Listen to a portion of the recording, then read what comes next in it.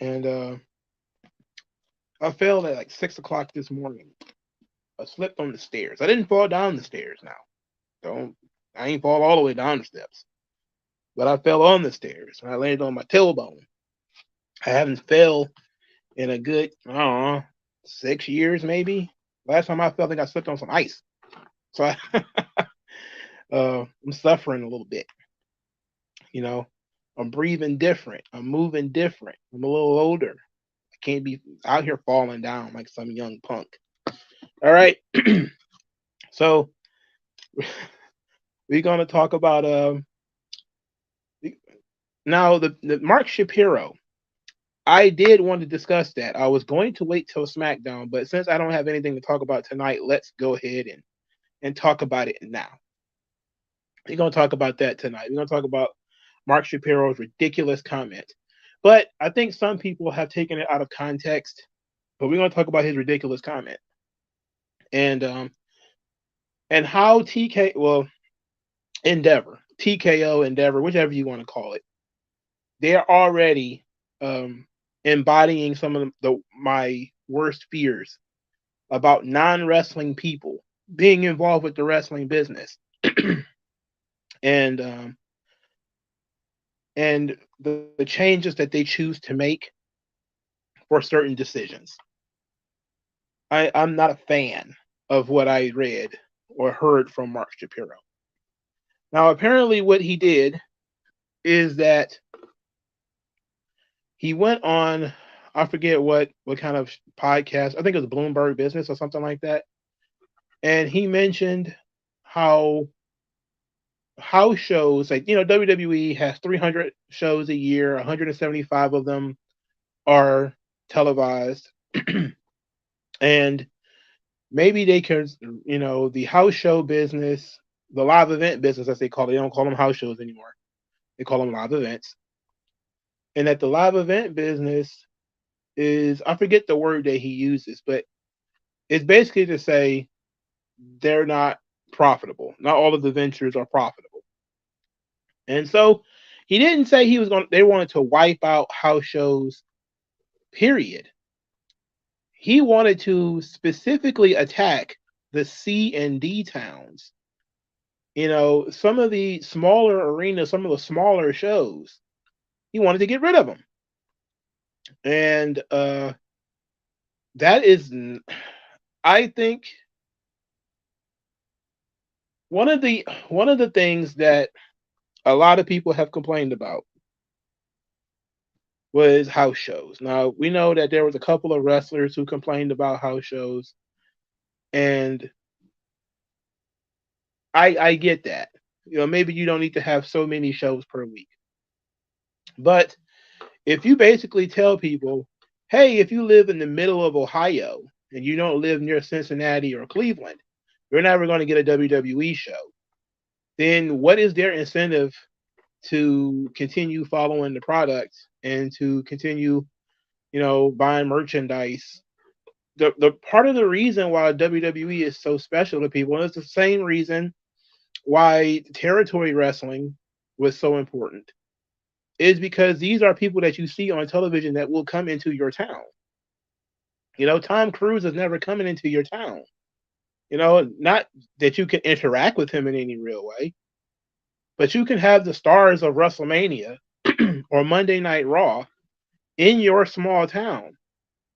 In your, it's not going to be like the smallest of small towns. They're not going to be like in your National Guard armory, but they are within a stone's throw from where you live sometimes.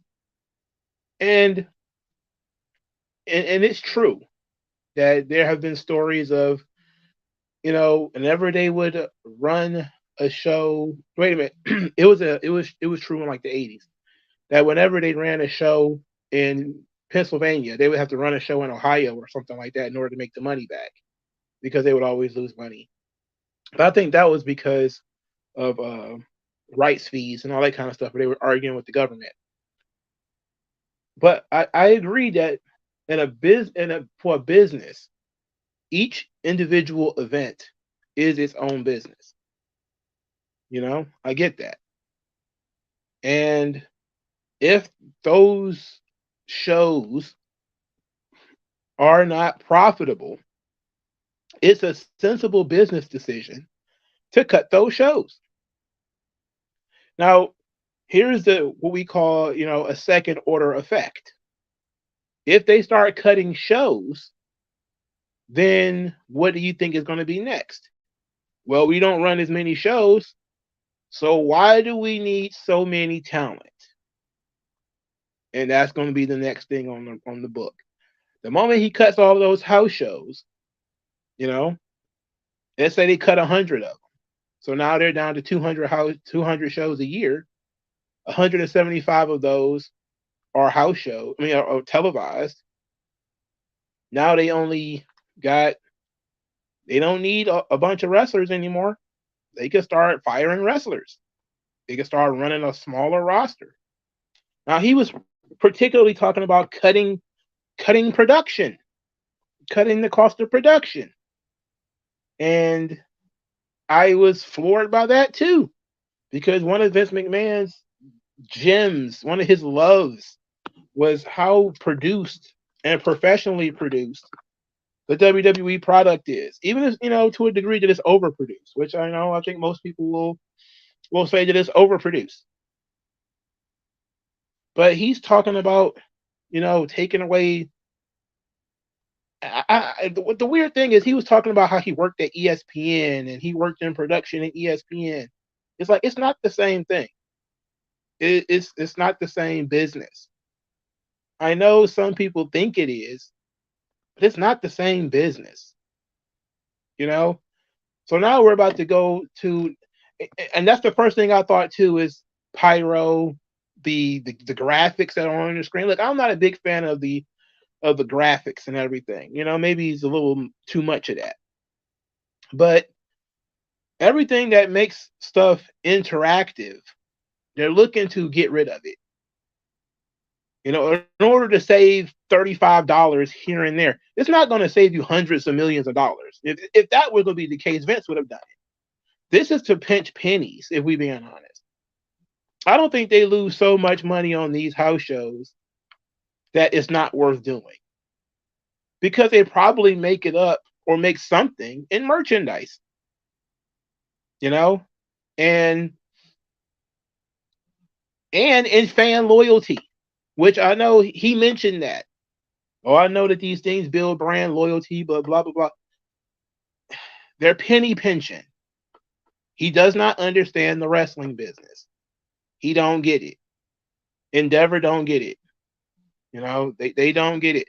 And this is the problem. Soon as non-wrestling guys get in there, the first thing they start doing is, what do I think is unimportant? And I'm going to start getting rid of the things that I think are unimportant. Now, there's going to be positives and negatives. For instance, they're doing these huge shows in Europe. They got Backlash in France, Bash in Berlin. Those are all great ideas. They're helping to sponsor college football games, like the Big 12 championship. All that good. All that's fine. But when you get down to the nuts and bolts of the wrestling part of what the company was built on, and that is pure Americana, going into some of these small towns, being superstars that these people can interact with, that is what made the product what it is. That is what created the brand loyalty. And every time I hear something coming out of these penny pinchers, I keep hearing stuff that will destroy tradition and brand loyalty. They don't get it. Wrestling is a niche market. You can't afford to cut off people in the hopes of doing what exactly? One of the, another what's one it was just on the tip of my tongue, but then it slipped my mind. It'll come back to me eventually. But they had all these. They're trying to cut the C and D towns, which you can run fewer of those, sure. But do we really need to hit New York and Chicago and LA so much? Like these small towns don't get SummerSlam. They don't get WrestleMania. They're not in the running for a pay-per-view event. You should want to build that brand loyalty. They don't see brand loyalty as being something that matters. Especially it being pure Americana, which I think is another problem that we're going to end up having here, is that they're trying to turn it into a global brand where they're doing shows in Puerto Rico, even though Puerto Rico is technically the United States. They want to do shows in Europe. They want to do shows here and there, but they want to take shows from small town America and then take it to France and then take it to Berlin. It's cool because it's never been there before, but you can't forget what your roots are. You can't forget where it comes from. And this was always the positive thing. The thing that I liked about Vince is, despite the fact that his dad, was rich, he didn't have access to any of that money. Anybody who truly understands the Vince McMahon story knows that he grew up basically in a trailer park in North Carolina. That's where he came from. When he saw his dad do territory wrestling, he was given a position up in Bangor, Maine, the smallest state in the Union, one of the most irrelevant places on earth. But his dad didn't just run Washington, D.C., New York, and Boston, and then that's it. There were shows all over that area to build brand loyalty, to get people in touch with the folks that they are seeing on television, the posters that they were buying, the programs and the magazines that they were buying. To be able to see those guys in person, for them not to be unattainable. Pro wrestling right now is the one truly American art form that has not been sort of turned into something for the elites. And that's the reason why, when we talk about like the income level of pro wrestling fans and the education level of pro wrestling fans or whatever, well, specifically WWE fans, it's important to realize that, and I said this before, in the United States, a lot of our best culture comes from the root. It doesn't come from the top down. It comes from the bottom up. We had guys who grew up reading dime novels. Those guys, not, they read Shakespeare as a kid. They maybe have read Shakespeare, but if you listen to, like, I don't know if you guys know who Chuck Dixon is, but if you listen to Chuck Dixon and the guy who wrote like Birds of Prey and Robin and Batman and all these, he created Bane. He wrote The Punisher for many years, comic books. Listen to the stuff that he read when he was younger. That should tell you where his mind state was, where he was coming from. When he started producing content, he was coming from the perspective of, middle, lower working class. He's not reading, Asimov and then coming up and trying to redo that. He's not trying to create the highest of the high art. He's trying to create something that the average guy can pick up and read, pick up and look at. Something the average person can relate to. That's what pro wrestling has always been. It's been something for the average dude. The average guy understands revenge stories. The average guy understands perseverance and struggle and strife, the thrill of victory and the agony of defeat. These are not high-minded ideas. And to take that stuff away from them, and maybe I'm being a bit dramatic, but trying to take that stuff away from them, to me, just reeks of, these people don't understand pro wrestling. They don't understand the fan base, and they don't understand the people. They don't understand true American culture. It does not come from the top. You cannot make the WWE a global brand while abandoning small town America. That's only going to do incredible amounts of damage. to the product. Because small town America, that's where the bread is buttered. Those are the people who save up and go to WrestleMania. Those are the people who watch your show on Monday nights. I don't know how they view the show in France or in Berlin or anywhere else. I don't know. But I know when I see a lot of people come from small towns in the US and they talk about how these guys were their heroes, they were, and I get it. The territories was the same way. You used to be able to have wrestling come to your town in Tulsa, Oklahoma, or whatever. Great wrestling town, used to be run by Bill Watts. And then it became not as important as the business became national. It became less important to run a show in Mississippi. It became less important to hit small towns in Georgia. I get that. And maybe it's the same thing. The business is still growing. The business has grown. Has it outgrown the United States? I don't think so. And I think pinching pennies to save a couple of bucks here and there, that is going to have a cascade effect that they're not looking forward to in a couple of years. Because if you abandon these people, they will abandon you. And why abandon people who have supported the business for so long? I just don't see the business. I just don't see the benefit to it. You're not losing money. The company is over the top profitable. Like it's super fucking profitable. I would understand some of these decision makers and some of the conversation that these guys are having if they were losing money. If they were barely making money, if WWE was sold because the company couldn't make any money, and then they looked and they say, "Oh my God, this is wrong, this is wrong, this is wrong," that would be completely different.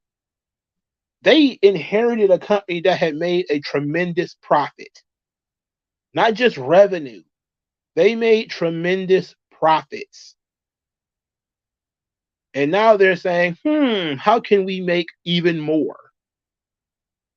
By, screwing over small town America and then eventually releasing wrestlers because we don't need so many of them. And I'm telling you, give it like a year or so. Give it like a year or two. They're going to decide, WWE, we don't need 300 wrestlers on the roster. We don't need all of these people. We're going to start releasing folks and then not replacing them. Like in modern WWE, they would do releases of 30 people. But then, in NXT, they bringing in all these different people too. It's going to be one way. They're going to start releasing folks and saying, we don't run as many shows, so we don't need as much talent. And then from there, it's going to be, we're only going to get the talent that we need. We're going to run on a shoestring budget. Can we run Raw with 15, 20 wrestlers rather than, having maybe 40? And that's going to be an issue, man. I don't like that. I don't like the idea of all these people losing jobs. I don't like the idea of small town America losing their pro wrestling because they've been the ones who supported it all along. It's for them. It's the modern day gladiatory games. It's for them. The roots of MMA is the exact same thing. When New York City and Las Vegas or whatever, when they wouldn't sanction MMA, and by MMA I mean UFC, it was the small towns that let it happen. If it wasn't for small towns in like Georgia and Alabama and stuff like that, you wouldn't have a UFC today. You wouldn't have it because nobody else was letting it happen. And it was the exact same thing with pro wrestling. The big cities and all of everything that comes along with it has been culturally disruptive to every major industry. And WWE was the one major industry where you could still see and hear regular values be reflected. Now, it wasn't, 100%, obviously, but for the most part, average Joes could watch Monday Night Raw, SmackDown, or whatever, and be engrossed in that for the most part. Yeah, there was, the weirdos like Seth Rollins, or some of the other kooky stuff they have on NXT, but for the most part, people need to be able to relate to these products. Taking it away from them is just going to make it not relate to them. And a lot of people can't drive. I know what some people say, well, just drive to Cincinnati. Just drive to Cleveland. Who the hell's going to buy a ticket and then pay X amount of money in gas to drive to a house show in Cleveland from the other side of the state or whatever? It's like, I don't like it. And I feel like they don't really understand it. I get business, but this is when people say that, some folks are short-sighted capitalists. This is what they mean. This is very short-sighted, I think. And to me, it looks like he's slapping some of the fans in the face. You live in a small town, too bad. You don't get wrestling anymore. Because who else is going to run there? AEW? Nobody's going to run there. So these towns just won't have wrestling, or they'll have the most podunk kind of crap, like the IWA Mid-South, Axel Rotten kind of crap. It's like, man, I know a lot of people, some people started talking like, what's a C town, what's a D town anyway, because they started classifying these towns a while back. And people started getting in their feelings about this. What's a A town? What's a B town? Why we live in a C town? Yada yada yada. But they just talk about like size, scope. Do you have a professional football team? Can you support the product on a larger scale? Like Detroit is an A town. And sometimes it slips into the B town territory, but we've had 2 WrestleManias and we just had our first SummerSlam this year. It's an A town. We probably don't have the money to bid on WrestleMania, but we got a field that can hold a WrestleMania. Ford Field can hold 80,000 people, something thereabouts. So we can support a WrestleMania. So I'm not talking about myself. I'm not talking about, oh, you live in small town Michigan. I'm like, no, I don't. But everything shouldn't be built around the big cities. It's bad enough. Like, I remember we used to talk to back when I used to watch basketball. I also often wondered why the Pistons didn't play in Detroit. Like, they call the Detroit Pistons. They play in Auburn Hills. That's not Detroit. Like when I was a kid, the Lions didn't play in Detroit. They played in Pontiac, which is a suburb. And it wasn't until I got older that I realized maybe that was for the best.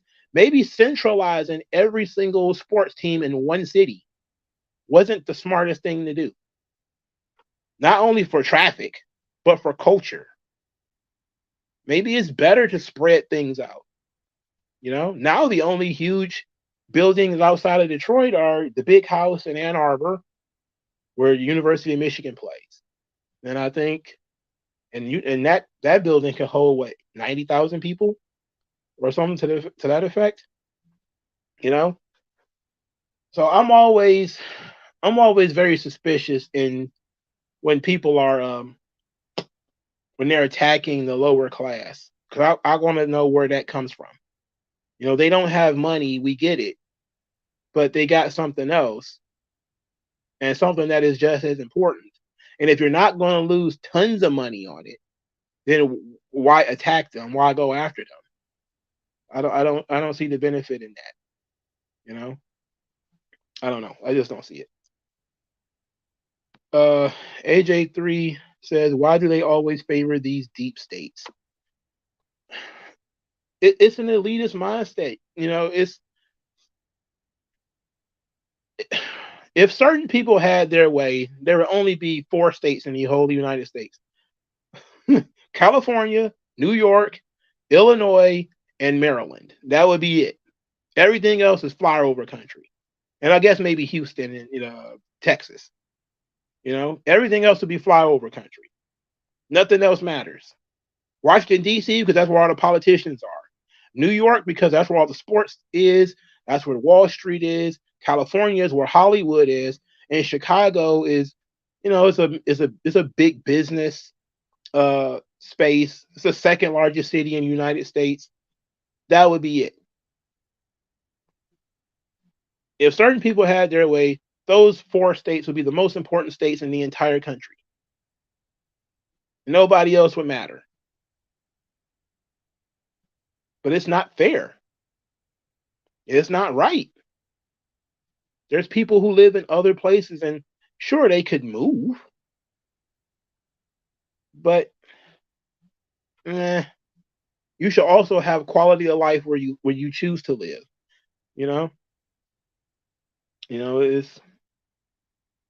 It's crazy. AJ3 says the palace is dead and renamed. What's it called now? Who the hell knows? It's gone. The Silver Dome is gone. They don't even. Kobo isn't even Kobo anymore. Kobo is gone too because they decided that Albert Kobo, who used to be the mayor of Detroit, was a racist, and the building was named after him. So then they got rid of it and renamed it the TCF Center or some shit. I think it's called something else right now. We still call it Kobo locally, but it has an actual government name, like Shane Park used to be a nice little concert theater here. The guy Shane that it was named after, he used to own slaves way back before Michigan was even a state. And because of that, they decided to rename it for Aretha Franklin. So it's called the Aretha. And everybody still calls it Shane Park. It's just that these people who they think they can control the culture from top down. It don't work that way. Not in the United States, it don't. Maybe in England, maybe in France, maybe in places that have royal families, you can influence culture from the top down, but not in the United States. Everything in the United States is from ground up.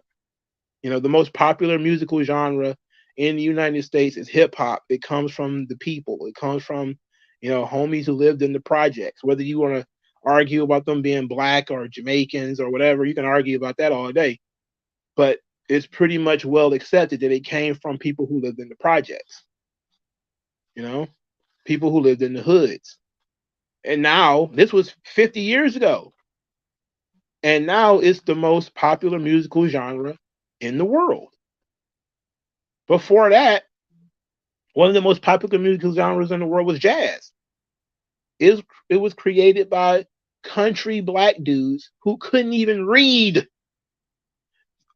America is a lot of our most popular television shows. I Love Lucy, The Honeymooners. It's all about working class people. Seinfeld, they just don't get it. They don't. We have an entire generation of people who don't understand the United States. They think it's all about California, Los Angeles. Well, it's all about Los Angeles and New York and Chicago. And maybe Washington, D.C.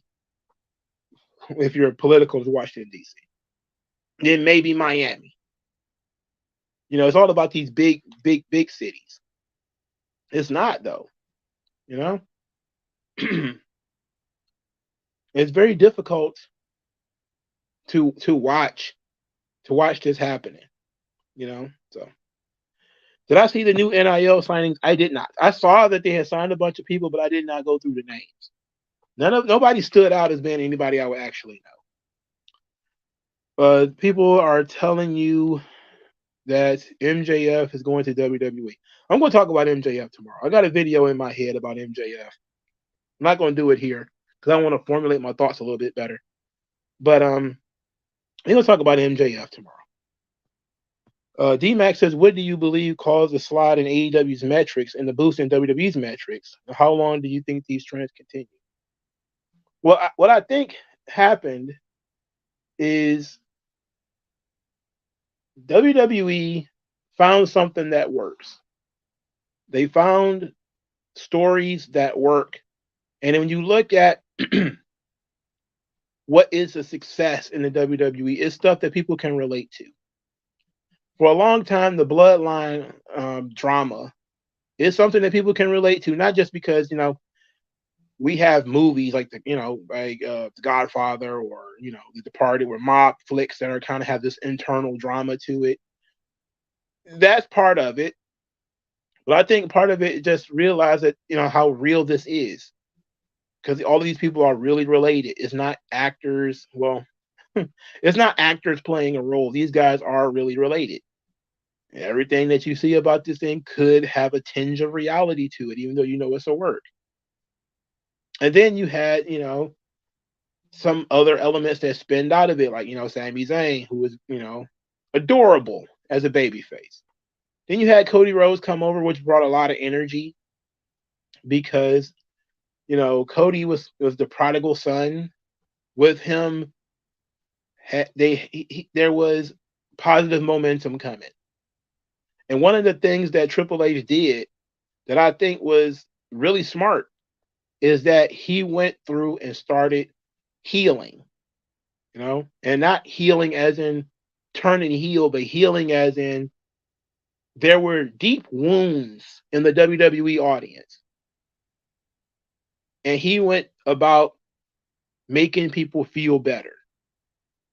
Cody coming back was, of course, under Vince, but that was a part of the healing process. People saw Cody in AEW and was like constantly reminded that this guy was on this roster and was treated like shit.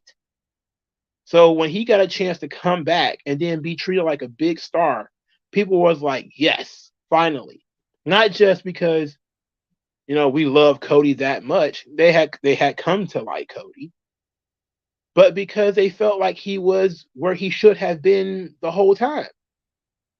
And then Triple H saw like, that worked. So now he started doing the same thing. Vince went around here firing Bray Wyatt. He brought Bray Wyatt back. Vince got rid of Kairi Sane, even though, technically he ran her off. He brought her back. Triple H is going around. He's making people feel better about the product.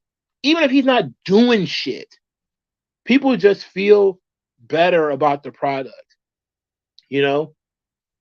They have a different mentality about it. So yes, some of the on-screen changes are really good. But what he's doing for the promotion in general has been tremendous because he's keeping the energy positive. Now they're like, oh yeah, Mercedes, Sasha Banks is going to come back, and Andrade is going to come back, yada yada yada. Anything's possible because CM Punk came back. Anything's possible. It's been a while since people felt that way because Vince was always very stubborn. Now he was never going to. I think Vince would have made the decision to bring CM Punk back eventually. But Triple H stepping on that ledge, being the guy who did that, he got big bonus points when it comes to people who felt like CM Punk was done wrong. They were like, he's got an opportunity to make it right. AEW, on the other hand, that was their biggest strong suit, is that WWE was the place that does people wrong. They turned Keith Lee into a bearcat. They humiliated Karrion Kross. They humiliated Tony Storm. They humiliated Jeff Hardy. They humiliate people all the time. AEW boosts people up. They take talent and they make them better. That was the general idea anyway. They give them freedom. And then time went past and people saw that, Andrade or Malachi Black or whatever going over to AEW didn't really benefit them that much in the long run. It was great for that short-term boost. It was great for the image of the promotion. But in the long term, he didn't really have any ideas for here it is 3 years later, and people are saying Malachi Black has not had a single match this year. He's been working tags and trios matches all year. Britt Baker, who, whether you love her or hate her, has not really been a focal point this year. So now people are looking at AEW as the place that don't know how to treat talent. They're starting to complain more about guys like Ricky Starks. They're starting to be vocal. Santana recently came out and was complaining about how he wasn't booked. They didn't utilize him after his feud with Ortiz, or after the match with Ortiz. It was barely a feud.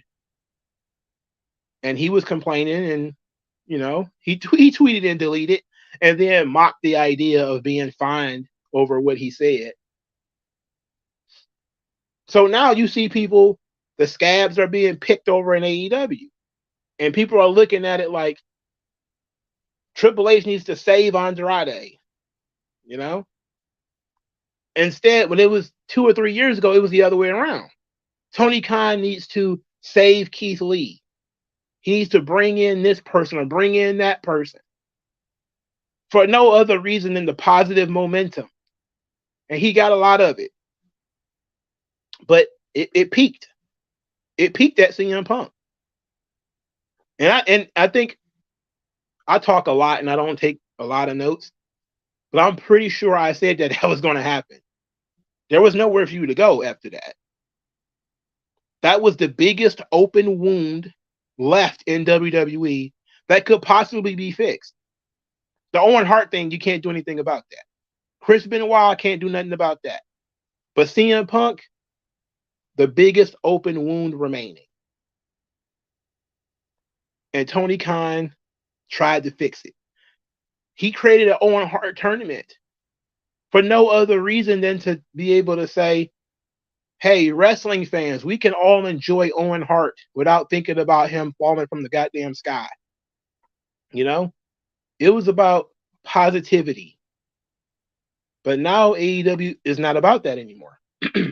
I don't know if it was a change, but I think a lot of it comes from the backstage drama of, with the Elite and CM Punk and, the media. A lot of that caused a lot of strife. And it led to, fans becoming a little bit more testy. And then ultimately, it destroyed the locker room. Because once CM Punk is gone, a lot of the fans are like, okay, enough's enough.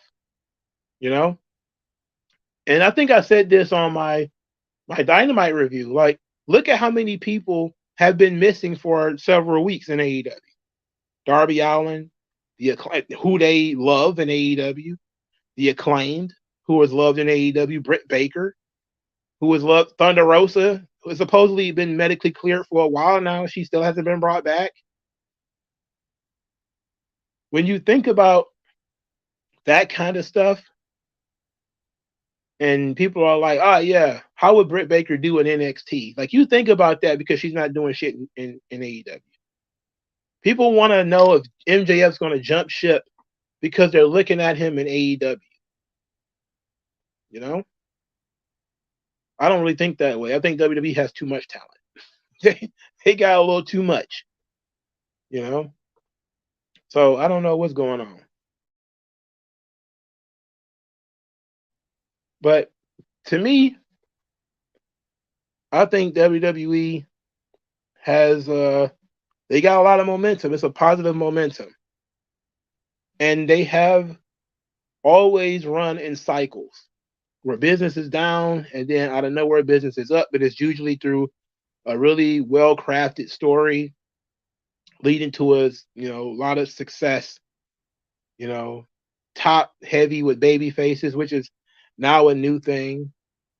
They have a lot of baby faces that are super over, most of whom came out of that bloodline story, like Sami Zayn and Jey Uso. Some of them were pulled up from the bottom, LA Knight being one. Cody was brought over from AEW. CM Punk brought over from AEW. So there's a lot of positive momentum right now. And you can't beat positive momentum. And a lot of that positive momentum comes from Triple H being seen as the guy who is making things right. You can't beat that. You can't beat that at all. AJ third right wing says there's a lot of dead weight on the roster. To be fair, invest in development and get rid of the dead weight taking up space on the main roster. Well, here's the problem with that. Who's going to work with them to get them over?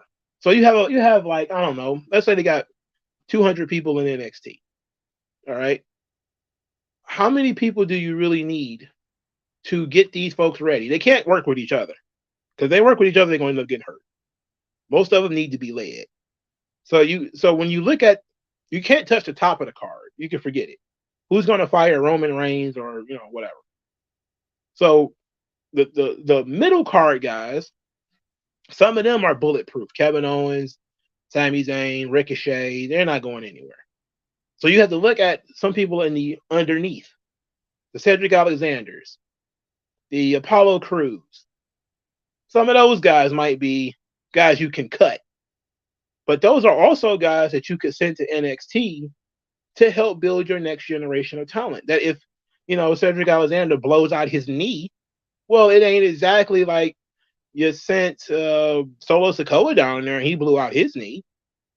So you have to think about that. We see them as dead weight, but they helping talent. They helping them get reps.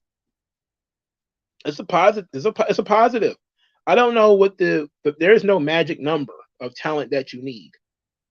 I mean, it just truly is not. But you got to consider certain people as being talents that you absolutely need.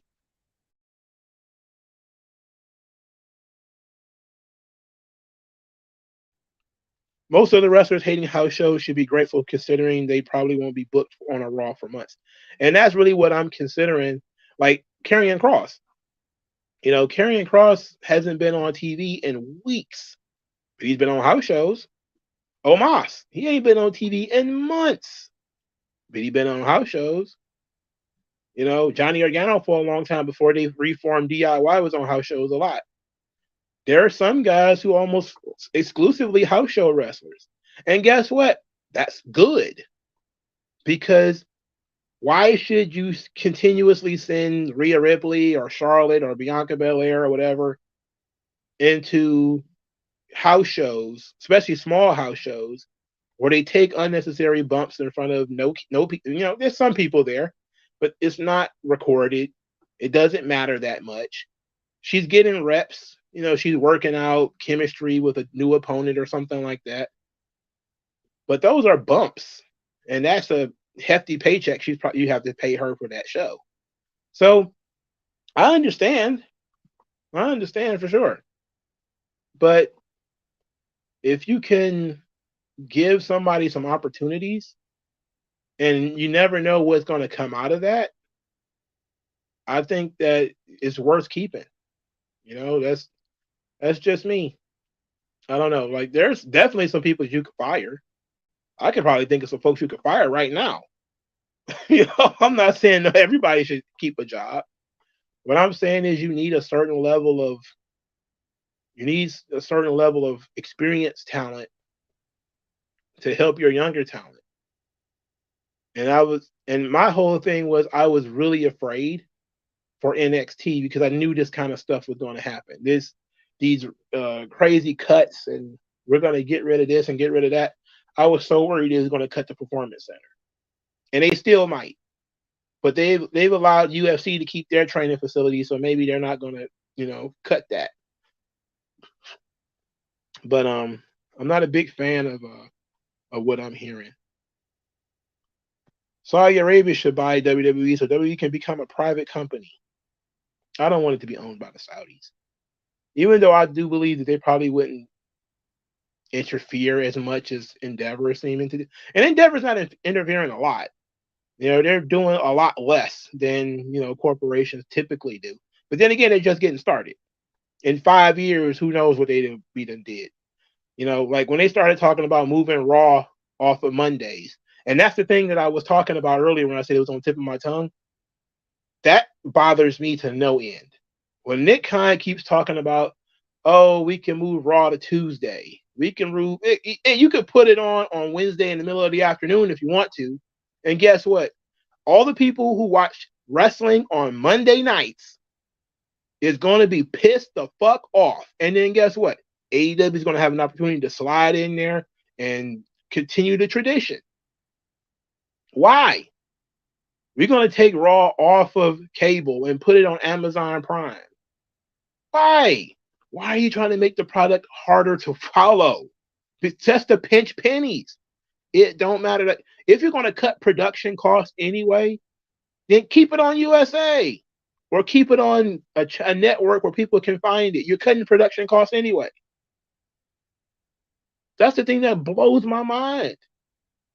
They want to pinch pennies and get maximum money at the same time, take the product away from the people who are watching it. Why make it harder for these people to follow the product? That's so dumb. It's so dumb. Why break people's tradition? They don't understand that. And this was something that happened with comic books. You know, there was these Wednesday warriors, people who showed up to the comic book shop every Wednesday because that was the day new comics were released. And then all of a sudden, new comics started coming out on Tuesdays because DC Comics changed their publisher, or not the publisher, but the distributor. And now they were able to get comics out on Tuesdays. So now, the Wednesday warriors are like, wait a minute, do we go in on Tuesday? Or do we go in on Tuesday and Wednesday? Because if you go in on Wednesday, they might not have it unless you have a pull box, and maybe you do, maybe you don't. Maybe you're a browser like me. But just that disruption changed everything. Because people are like, I don't know what to do now. I'm used to going in there on Wednesday and picking up my Spider-Man and my Superman and yada, yada, yada. And now you're telling me to come in on Tuesday? So you want me to come in on Tuesday and Wednesday? Or are you telling me I have to make a choice? I have to come in and pick up my books on Tuesday and then just wait till next week? So you have to take into account that some people have built a system around their hobbies. Like the people who used to sit outside for hours and hours for Star Wars. There was a culture around that. Streaming interrupted that culture. Being able to, be able to watch the film on some kind of bootleg site or something like that. When I was a kid, people did wait hours and hours and hours to see Star Wars. That doesn't happen anymore. The streaming culture destroyed that. Even the movies that made a lot of money in 1992 or something like that, people would have been stretched around the block for something like Marvel Endgame or something like that, Avengers Endgame. Not anymore. The excitement for things has gone down a lot. The desire to be a part of something has gone down quite a bit. It's very unfortunate. It's very unfortunate. All right. Stone Mexican guy says we need to make sure to gatekeep so hard we're called racist.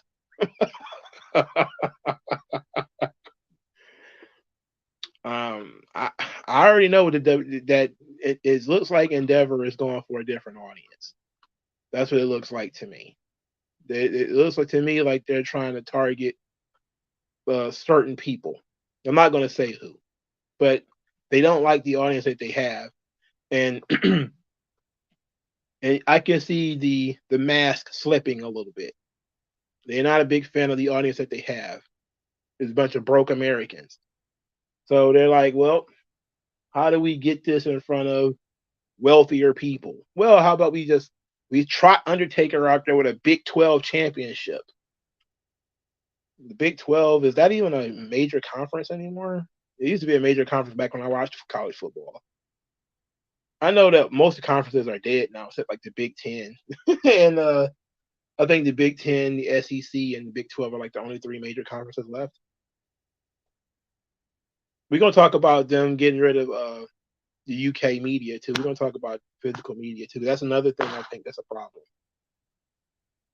Mission Impossible reviews, all that stuff from Nick Khan is just a negotiating ploy to drive up the price. I don't believe it. I don't believe. I believe he's real. I believe he's real. When he says he's willing to move it off Mondays, I think he's legit. You know, when when he said he was going to move pay per views to Saturdays, I was like, get out of here. Why would you do that? Then they started doing it, and then they started touting how it was successful. Oh, it was a huge success, and I'm like, okay, pay per views on Saturdays is not that big a deal, really, and it is actually better if you think about it. You know, but moving Raw to another night and just calling it WWE Raw instead of it being Monday Night Raw, that's awful, bro. You can't do that. We're not gonna let that one slide. I'm gonna look up the Budokai Tenkaichi trailer. Even though I'm not gonna play the game, I want to see the trailer. Mission, here's one. Tony Storm gimmick is great, but eventually be ruined because of other people who are involved, like Luther and Mariah May. Not to mention ridiculous things like Riho. I just think that they don't have any experience handling these characters. AEW just doesn't have the experience handling complex characters or campy characters. Like I heard Jim Cornette and Brian Last talking about Tony Storm, and I knew they weren't going to like it. And they were like, "Well, everybody should treat her like she's crazy instead of playing along." And it's like, well, you kind of have to play along, don't you? You have to. If you treat the Undertaker like he's not really dead and you're not scared of him, you're not putting over the gimmick. You know, like you have to put over the gimmick. If you don't put the gimmick over, how's the gimmick going to get over? If everybody treats her like she's just a crazy kook lady, then that's how the audience is going to see her. But if you see her as she's legit, then people will see it as she's legit, which is what you want. You don't want everybody to think that she's some kind of psychotic, even though she kind of is. But it's just a gimmick. They don't have any experience. They just want to keep throwing her in the ring too. So I don't know what's up with that. Her wrestling Riho, nah, whatever. Wait a minute. What you talking about here, Liam Hutton? All we want is good characters at the end of the day. AEW always seems to do a work shoot angle and put me off, not throwing shade. I don't think they'd really do a good job of it either. See, a lot of that whole work shoot garbage comes from ECW, and then Vince Russo took it and ran with it. If this were real, it's like they have these fanciful ideas of Tommy Dreamer and Raven going to school together, and then Beulah McGillicuddy they was in summer camp or some shit, and then she was there with them. This is a fanciful story. Fucking Tommy Dreamer and Raven didn't know each other in middle school or whatever. But then they would mix in some if this were real kind of shit, and would have people like, okay, are we doing rip from the headlines kind of stuff, like when they were doing some of the feuds with WCW or feuding with the WWF guys. That was kind of ripped from the headlines, playing off the work shoot angle. But then they would do these fanciful ideas and stuff that's really over the top. And that's exactly what the Attitude Era became, right? I was never a big fan of the work shoots. That's are never my favorite promos. Those are never my favorite moments. Like when Jeff Jarrett stood in the ring and talked and talked and talked, I was just like, who the fuck cares? For starters, it's Jeff Jarrett. When he started, it's the same promo when he called Austin 316 sacrilegious, and it's like not everybody can pull off a work shoot promo. Some people can pull it off. MJF has that skill. Punk has that skill. Austin has it a little bit. The Rock is pretty good at it. Cena is really good at it. But not everybody should be out there running their lips in a work shoot manner. It doesn't work. Like, you can do improv, but it should be in character. Doing stuff that doesn't fit your gimmick seems silly to me, and it makes the product schizophrenic because you don't know what's real and what's not, instead of just saying it's none of this shit is real. You want people to believe it, but guess what? People believe in characters knowing that the story is not real. Like when people watch like The Sopranos, they treat those characters like they're real people in real situations, but they know it's not real. Just like people still cry in movies knowing that the movie is not real because they invest in the characters that they're seeing. Wrestling is the same way. People will invest in like Bruno Sammartino or Pedro Morales, even if the product is not real. Even if they know that it's not real. We have to stop trying to force reality on people when it's not necessary. It's not needed. And that was one of the most horrible ideas that Vince Russo came up with is we're going to try to make things real. It's like, what you do is just make things uncomfortable. You know, like this whole storyline they did with Terry and Goldust. And then they did it again with Terry, banging Val Venus. It's like, oh, come on. They were playing off of, Terry being supposedly a ring rat, which is the reason why Goldust and Dusty wasn't talking in the first place, because it was like, oh, you're marrying a ring rat. So they were playing off of that she was just a whore who's going to hook up with various wrestlers. It's like, sure, that might be her reputation among people who know, but for Christ's sake, it's uncomfortable. Like it's a very uncomfortable. Nobody is going to look at this and say, oh, this is one of my favorite storylines. Nobody's ever said that. But it was probably some of the most distressing stuff for these people to be involved with because they know that it's based off reality. And this is how people really view them. And they might not be comfortable with that. Completely different if it's completely fiction. Like, Lana hooking up with Dolph Ziggler. Same situation where it's a wife being a philanderer. But there was no talk about, Lana and Dolph Ziggler doing anything or anything like that. It was just pure fiction. You can do a purely fictional story that includes a wife or girlfriend running off with somebody else. And you remember how the dirt sheets used to run with that too. Oh, they think that Vince thinks that Lana shouldn't be with Rusev. She should be with Dolph Ziggler. Like, who the fuck come up with that crap? It's it's a TV show. In soap operas, girls run off on the guys sometimes. The guys run off on the girls sometimes. It was about stretching the wings of the characters. This is when you actually started seeing Rusev talk more. One of my favorite promos when he caught Lana a cold fish, and he actually had a cold fish. It was hilarious. These people, that's what I mean by like the wrestling media kind of ruins shit. Because they got people thinking that, oh, that's real. Somebody backstage really think that Vince McMahon is playing matchmaker and trying to hook Dolph Ziggler up with Lana. Like, he don't need fucking help with that. He don't need help with that. I'm pretty sure if she wanted Dolph's ding-a-ling, she can get it on her own. You don't need Vince guiding it. On the other hand, we do know that Melina did things, supposedly, with Batista. And then they did stuff on screen where she literally had sex with Batista on screen. That's completely unnecessary. You didn't need to do that.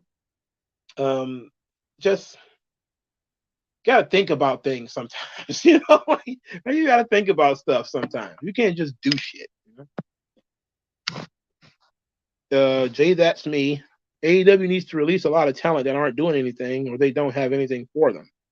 AEW needs to get rid of Rampage and Collision and turn on Rage into it was already a developmental. They just won't say that. They're not going to get rid of Collision because they're hopefully being paid for it. Same for Rampage. I think they're going to end up having to downsize. They grew too fast. One thing that was the problem with AEW is they grew entirely too fast. And it was able to grow so fast because the company is run by a billionaire, who, or at least his daddy is. So he had the money to run Rampage at a loss, run Collision at a loss. Not that big of a deal. If he was some normally situated entrepreneur, you'd probably still be on a good run right now because he would still only have one show. You know, he probably would be like, we can't afford to have another show. Or we would probably have better special events. You know, like these Battle of the Belts probably be more special because he would be getting paid for them. But this company went from having barely one show in 2019 to now here's 2023. They got 3 shows, a bunch of quarterly specials. They went from having 4 pay-per-views a year to I think they've had 6 this year. They're growing too fast, you know? They're trying to be like WWE. They're growing too fast. And that was part of the issue, which is why I think AEW burned out so quickly, is that they kept trying to do big shit on all of these shows. You know? You got to do big stuff for Rampage. You got to do big stuff for Collision. It's like, okay, eventually you run out of big stuff. So now you've run out of big, huge matches to put on TV. And now what? You know, maybe if you'd had that one show, things would have been so much better. But now you've got 3 shows. So now you got a Christian and Kenny Omega on Rampage in order to start it. And then CM Punk the next week. Then CM Punk gets his own show on Collision. And then he works Collision for, I don't know, a month and a half, 2 months or whatever. But we're looking at this thing like AEW grew. It grew way too fast, man. Things need to be appropriate. 5 years into their operation, they got too much going on. Roster's probably too big. You know, they're probably paying people too much money. You know, too much product that they have to cover. They don't have enough creative ideas. It's not even just they don't have the wrestlers. They don't have the creative force necessary for 3 products. They just don't. Especially if Tony Khan is coming up with this shit on his own. That's why he's doing so many tournaments. He just does not have it. It's hard booking one wrestling show. This guy's trying to book 3. So that's hard. To be fair to him, it's hard.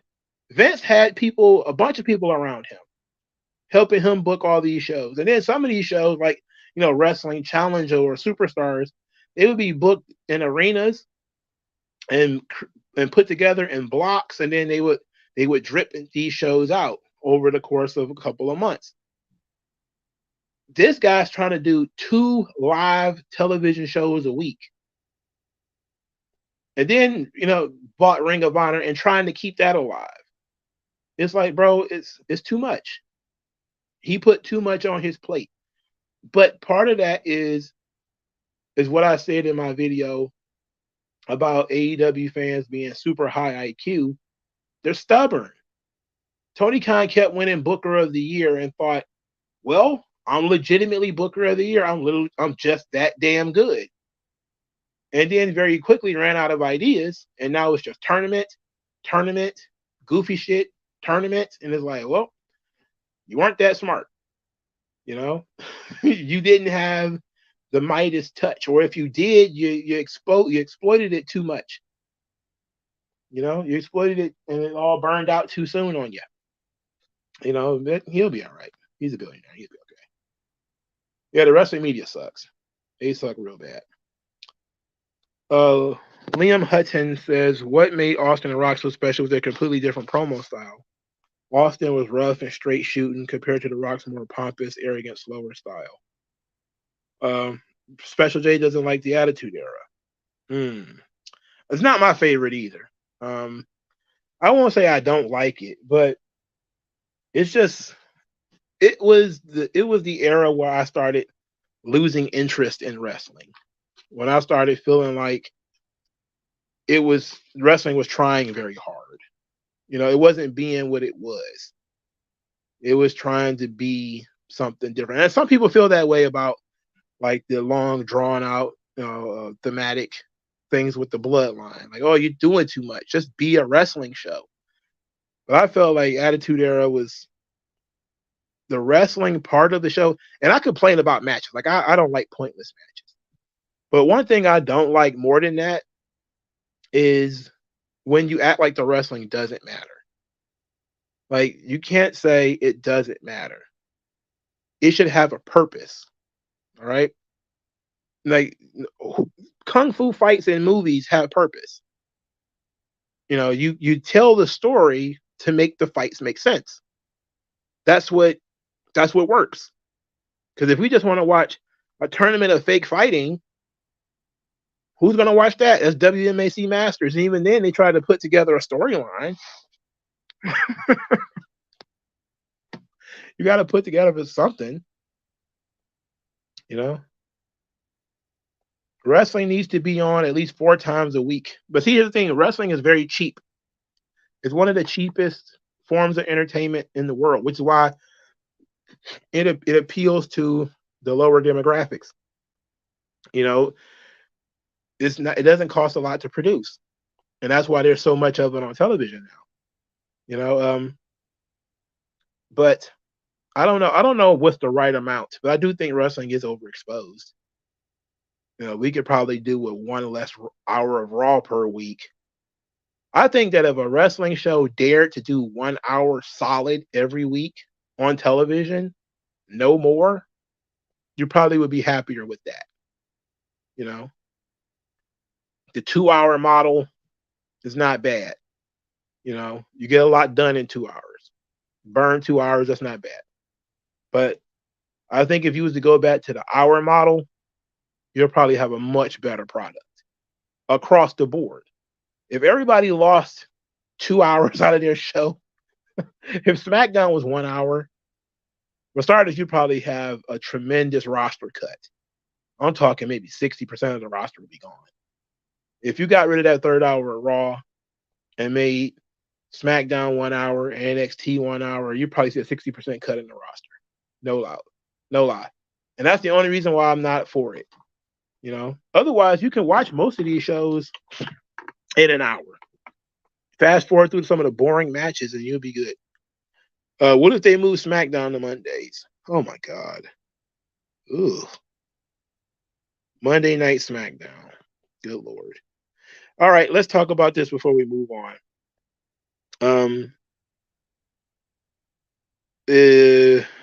The physical media part. Where is that? Here's AJ3.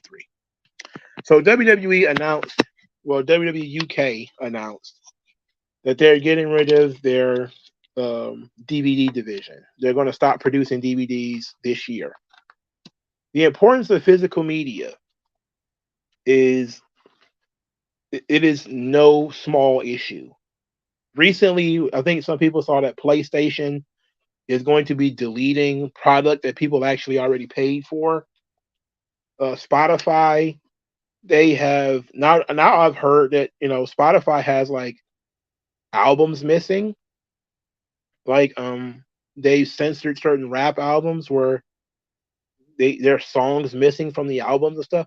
Like I was listening to like Styles P Time Is Money. I was listening to one of the songs up there. And I saw in the comment section of YouTube, like I don't use Spotify. So I don't use music players in general for this very reason, though. But I was listening to it, and people were saying, like, the album is not on Spotify. It's not on Apple Music. It's not on anything. I don't know how true that is, and maybe it was a time where it wasn't, and maybe now it is. But I remember buying that CD. I still have it, by the way. So when you look at this kind of stuff and you're saying, it's important for physical media because tastes change in 20 years. Styles P had a song called Kill That Faggot. It was on one of the Rough Riders soundtracks. I think it was the first one, or was it the second or the third one? It's one of them. You couldn't make that song today. Second, I'm pretty sure that song is stricken from every music player possible. I doubt anybody has Styles P Kill That Faggot on their Spotify list. Buju Banton made Boom Bye Bye. I'm pretty sure that song has been stricken from Spotify, Apple, and everything else. They were deciding certain songs was going to be played on the radio. What was this? Baby It's Cold Outside. They decided they was going to ban that from the radio. Now, I don't know if you're going to have a physical version of that, but I'm looking at rap albums and saying that rap albums from like the 2000s, late 90s and stuff. Oh man, they were saying all kind of crazy shit on them songs. And then these things, they don't make the jump to Spotify. Then you see like Home Alone, where they're cutting Donald Trump out of his scene on Home Alone, which, whatever. If you got the DVD, then he's on there. But if you watched it on TV, he's not on there. And if you saw it on whatever streaming service, he wasn't on there. It was edited. They're editing things like Dumbo, and you just be like, okay, what are you paying for?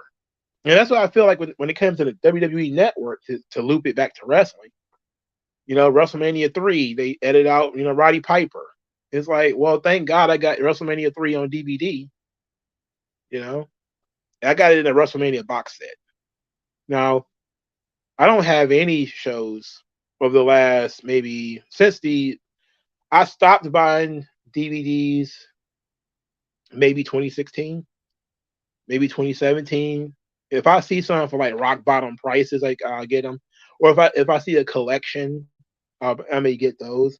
But I stopped buying pay-per-views. Like I was still buying Royal Rumble and WrestleMania on DVD until recently. And recently, within the last 3 or 4 years, I stopped buying because Peacock dropped to like $5 or $6 or $11 or whatever, and they wanted like $25, for like Royal Rumble or whatever. I'm like, wait a minute. But then when you hear that, who knows? Like you hear that maybe in a couple of years they're going to delete something from the show that is now offensive to people. You never know. You never know. So yeah, physical media is extremely important. And I get the struggle as a person who buys comic books and buys manga. I'm running out of the room to put this stuff. I'm not even holding you up. I'm running out of room to put all this shit. I don't know where to put all this stuff. But physical media is incredibly important. You should always be able to grab something and look at it yourself. Homer choking Bart. Yeah. I remember they're starting to cut that now. I thought initially that they said they weren't going to make any new Homer choking Barts, but then I think I also heard that they were going to start deleting scenes where Homer was choking Bart.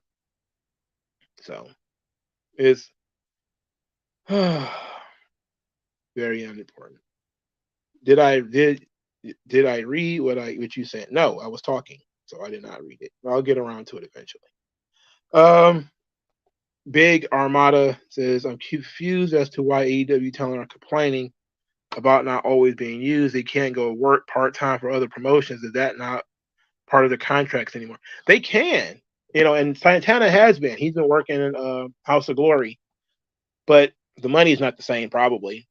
And also, you just want to be utilized. If you're under contract with somebody, you want to be given more opportunities. That's national wrestling, national television, and they're not getting an opportunity to be on national television. I get it. I get why they're frustrated. I'm not saying that they're wrong to be frustrated. What I will say is, as they keep signing people, as they keep bringing people in, it's going to be harder and harder for these guys to get spots. And I think Tony should have cut a lot of the people who were there in 2019, which would include Santana, who he has no intention of using anymore. Butcher and the Blade, Private Party. Like, you tried it, it didn't work. Just let them go. Let them go to Impact or whatever. And remake your roster, But they definitely need to do that, that's for sure. Turn the third hour of Raw into Raw Talk. Well, shit, Raw Talk is in the middle of the show now. 90% of the show is this guy's talking. I ain't mad at it, though. It is what it is. Let's see, what is Rachel Buck talking about here?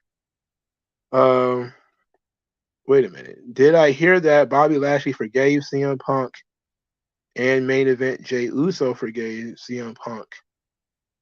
Um, Jey Uso said CM Punk is on the same level as his cousin, and he said that on the bump. Oh, AJ Styles is going to be on SmackDown tomorrow because they want find out a way for him to be on SmackDown. I hope they open the show with CM Punk tomorrow.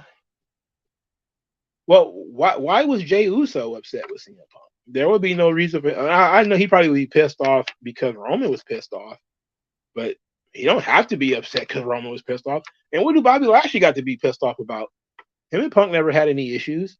The only issue between Punk and Lashley was Lashley got Punk's push, and that wasn't Lashley's fault. That was Vince. So I don't see why they would have any heat. Did he say something about Lashley? I don't know. But AJ Styles and CM Punk being backstage together, that ought to be interesting. Yeah, they should start the show with CM Punk. And then they should have AJ Styles come out there and get in his face. that's what they should do. Absolutely. I would love to see what AJ Styles has to say to CM Punk after he called him a racist. I would love that. That ought to be great. AJ Styles being forced to work with people he don't like CM Punk and Paul Heyman. Wow. I know he's probably like, God dang it. uh, ooh, poor AJ Styles. I love that guy. He would make a great first opponent for CM Punk too. He should really feud the Bloodline because that's what he's been doing. But he would make a great first opponent for CM Punk. You know who else would make a great first opponent for CM Punk? Ricochet. I know most people are like, Ricochet. Ricochet would be a great first opponent for CM Punk. You know, it would force Ricochet to turn heel, which is what he desperately needed for like the last 2 years. And plus, he hasn't been on TV recently. It's starting to become an AEW problem, right? I think he's become like a house show guy.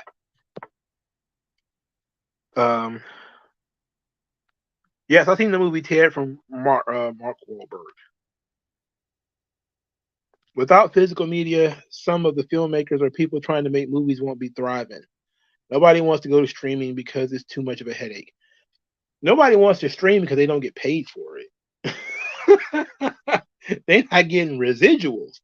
They want them DVDs to keep flowing so they can keep costing people unit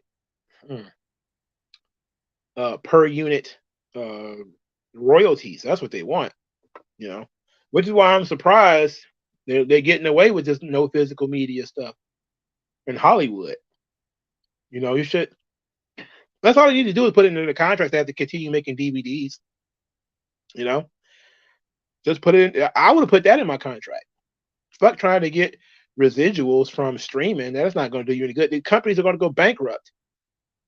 If you just said that the company has to continue producing DVDs for the people who want them, then you could at least count on them being some form of physical media where you get paid off of it, that you can keep track of the sales.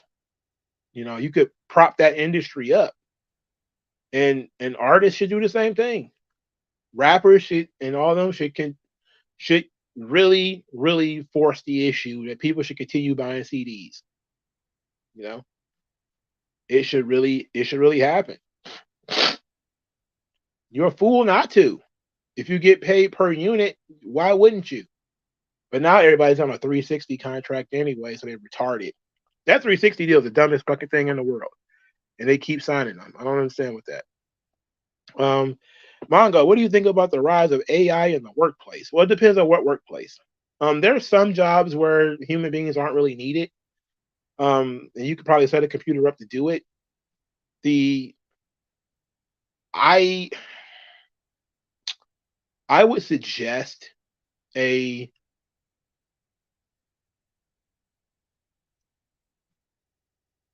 I'm not a Luddite. Let's put it like that. I don't hate the idea of AI art. I don't hate the idea of AI writing novels.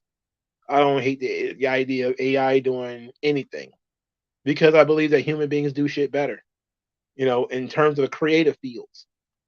But there are going to be certain things that are when technology creates, it destroys at the same time. We used to be able to pick cotton by our hands. Then something came along and you didn't have to do that anymore. Tractors replaced people with sickles out in the field. Is that really a problem?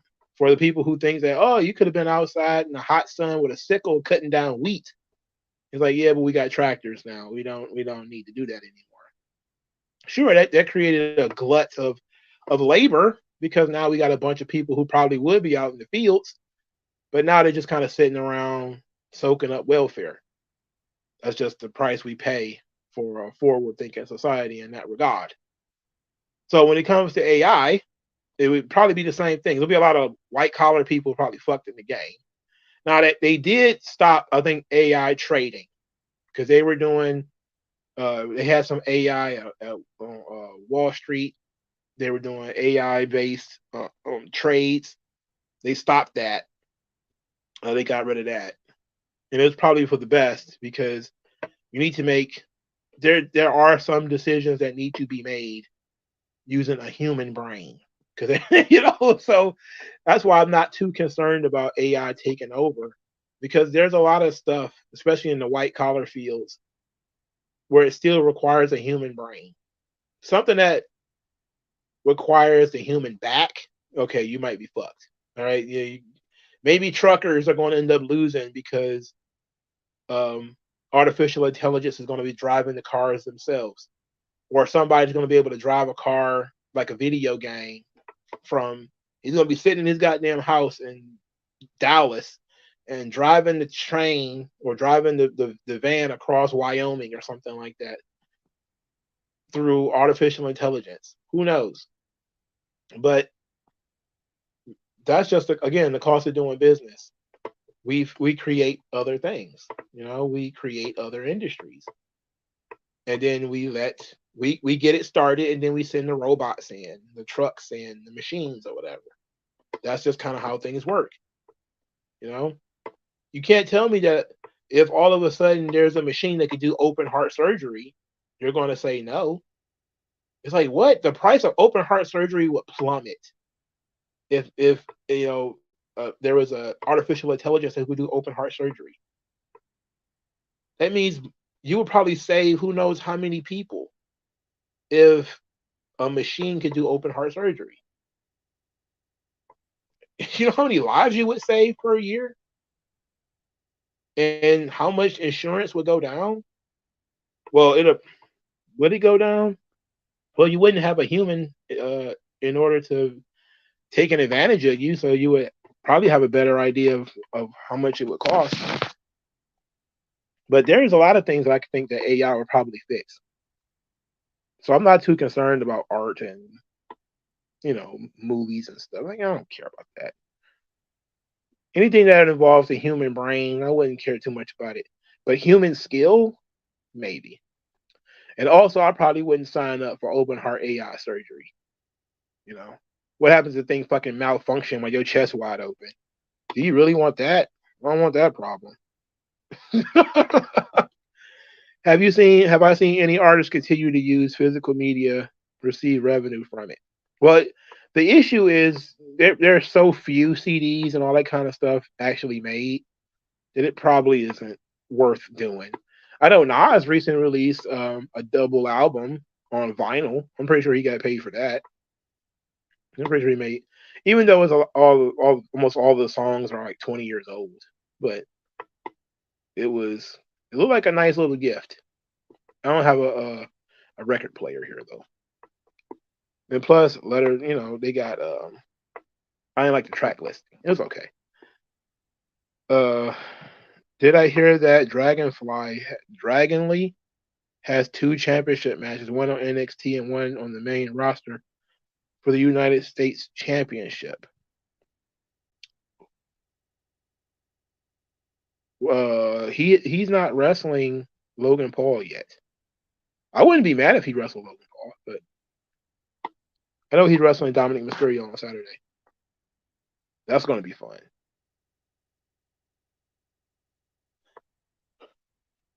Artists continue to use physical media to sell more revenue. Well, yeah, clearly that's what it's for. The issue is going to be, can they print enough of them to make a difference? The problem with CDs and stuff like that is it's expensive to make. Are you going to sell enough of them to justify printing CDs? This was a Nipsey Hussle thing. This is what made Nipsey Hussle famous. Is him printing up, I think it was 1,000 CDs and selling them for $100 a piece. I think that was the marketing gimmick he learned from a book that got Jay-Z to pay attention to him, and that actually what made him famous. He wasn't doing much in terms of rap before then. And then he came up with that crazy gimmick, and then everybody was talking about him like, this album is $100. And they were like, yeah, he only printed like 1,000 CDs or something like that too. But he marked them up so crazy that people was like, wait a minute, I gotta hear that. And then people heard it. It was actually probably the best project he had put together at the time too. So it was actually not that bad. AJ3 says, never understood why Nathan Fraser just go to the main roster with nothing for him in NXT. Well, they're going to put the belt on him. No. Nathan Fraser's barely there. Virgo, Rebel Penguin, hey, how you doing? Hope you feel better. But yeah, Nathan Fraser, he's dead in the water. That kid's finished. They should really just put him on Raw with Seth Rollins. I mean, why not? Put him on Raw with Seth Rollins. That ought to be fun, right? I can't believe Nas pressed a vinyl album. That's just blowing my mind. Now that I mentioned it, it blew my mind to see that they pressed me vinyl albums. And they're $50 a piece too. I don't know what it's supposed to be. How much would a vinyl album should it be? You know, I don't know. Whatever. Fat Joe confirms he lied in 95% of his raps. Oh, that was so humorous. That was funny as hell.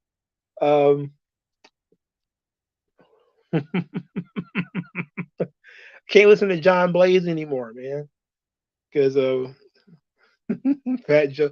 Look, there's two schools of thought. One is that he was saying that just in case he gets arrested, and he can now say, "Oh, everything I said was a lie," which, that's fine. There's another thing is, but I never met anybody who was a Fat Joe fan anyway, but it was humorous that he said that 95% of everything he said was a lie. I mean, they exaggerate. Rappers always exaggerate. But that got a huge pop out of me, that's for sure. Huge pop. How do I feel about NXT talents which to be on the main roster? I don't know. Look, I think most people are probably better off in NXT. There's some main roster talents who probably should go to NXT, like Cedric Alexander. Karrion Kross should probably go back to NXT. I know that probably people are like, why? It's like, he's not doing shit on the main roster. He's not. Cross versus Dragunov could be fun. That could be fun. I would like that. That could be fun. Does anyone know the reason for the non-themed pay-per-views? The sets always look the same with so many LEDs. It makes your head spin. I do think that I like pay-per-view with themes. I don't like building around a match like Hell in a Cell or TLC, but a blanket name like No Mercy. It's like, yeah, I would prefer a theme. I would prefer something that matters. Like Extreme Rules. And they did what was that? The horror show. It was goofy as hell, but at least there was a theme. At least something mattered. Like Halloween Havoc is goofy, but at least it's a theme. Great American Bash, at least it's a theme. You know what you're going into. Like, what the hell is Judgment Day as a pay-per-view? Like, what does that mean? Armageddon as a pay-per-view is literally nothing.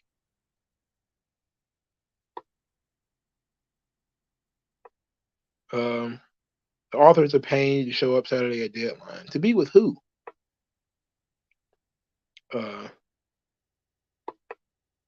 Let's see. Keep working. What do I think Dragon Lee versus Escobar in that tournament? Okay, they're gonna fight in the tournament. What more is there to it? He's not wrestling Logan Paul yet. He's just in the tournament. He's gonna be wrestling Santos Escobar.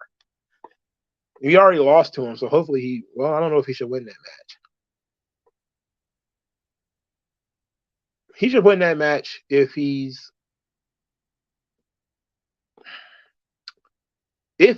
Dragon Lee beats Santos Escobar, he's losing to Dominic Mysterio because Santos Escobar is gonna fuck him. And I'm pretty sure we should all know about that by now. Otal loves the Attitude Era. The Attitude Era is my favorite WWE WWF era. The Attitude Era is the best WWF WWE era. A lot of people think that. I strongly disagree. It's not better than the 80s. Everybody, even the mid carders from like the late 80s are superstars, like Hacksaw Jim Duggan. Like guys from like SummerSlam '88 are like huge stars. Okay. Ike the Don. You think Ken Shamrock? No, Shamrock is not going to. Shamrock is 60. All right. Ken Shamrock is a really, really, really old man. He's not going to wrestle. Just need to put him in the Hall of Fame. Just Hall of Fame him, done. But I like the idea that they're bringing Ken Shamrock back in. He's been wanting back in for a long time.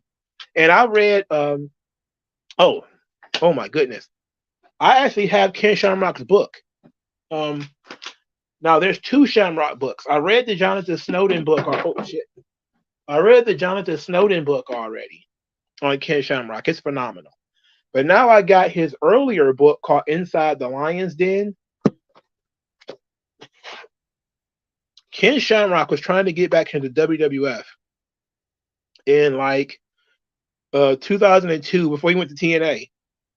He was talking to go back to WWF. I wish he had gone back. We could have got Shamrock versus Brock. That would have fucking ruled, bro. Ken Shamrock was the fucking man. I love Ken Shamrock. So I'm going to read his book Inside the Lion's Den eventually. I don't think it has anything to do with pro wrestling though, because I'm looking in the table of contents. I don't see anything from pro wrestling. So I'm pretty sure this is just about his shoot fighting days, which is still pretty cool. I don't have no problem with that. But he was a pro wrestler before he was a shoot fighter, so this is very fun. And I found this book in the middle of nowhere. So that makes it even better. It was only $7. So it's going to talk about his early days of UFC. We got a lot of training stuff in here too. I'm not going to do any of this. It's literally like people showing you how to plank on your neck and all this kind of crazy stuff. Why in the world would I want to learn how to do that? But it's interesting. I'll read about his mixed martial arts career, but I'm not reading all that stuff about him working out. Why do I care about that? Jade asked me, do you think TNA will change for the better in 2000? It's still going to be TNA. I think it's going to be the same show, different name. They made some signings, which is what they needed, but they need a franchise player. They don't have a franchise player. That's something that they need over in TNA. They need somebody to be charismatic and to carry the brand. They don't got anybody right there, or nobody they're willing to push. They need a star, but there's no stars going to fall into their lap. They tried with Will Ospreay. They tried with CM Punk. Neither one of them were willing to bite. So you got to take an opportunity. You got to take a chance. Europe is a good place to find talent, and they were in Europe recently. I watch some, some of that WXW stuff. I put it on in the background when I'm doing something else. Uh, because sometimes I just want to have something on in the background, like I'm reading manga or something. There's probably some guys that you could pick up from Japan or Germany or whatever that could really make your product different. And that's what TNA needs to do, is figure out how to make their product different from WWF and AEW. That's a big hurdle. That's a big wall to climb, brother. You gotta figure out how you're gonna make yourself different. Um, do I think Santino is the greatest jobber? He overachieved. He was given the Intercontinental Championship because he got smacked by Jim Cornette. The U.S. title run was probably more legit. Um, I don't think he was the greatest jobber because for starters, he won a lot of championships. So I think he was mostly like a lower mid card guy. But he certainly overachieved. But then again, at the same time, I think he had a shoot background. They just used him as a comedy guy because he was funny and he could do the accent and everything. Kind of like Nunzio, who also had a really good, legitimate ground game, but he was smaller than everybody else. So nobody took him seriously. So there's things to consider there, but I wouldn't say he's the greatest jobber. He's a jabroni for sure, but I don't know if he's the greatest. Vince take a stunner at WrestleMania. Oh, it was the worst. The last one was the worst one ever, and it was funny as shit. All right, I'm about to wrap this thing up because my lower back is aching. I'll probably need to lay down. But Najee Savage says, I went to the recent SmackDown in Brooklyn, and I was happy how over Lashley and Santos were with the live audience. That has been really excellent. That how many people are starting to appreciate Bobby Lashley, and he's being cheered despite being a heel.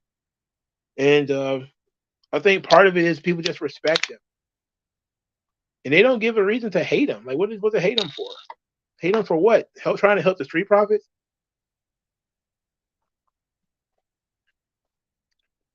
Newsflash: people still like the Street Profits.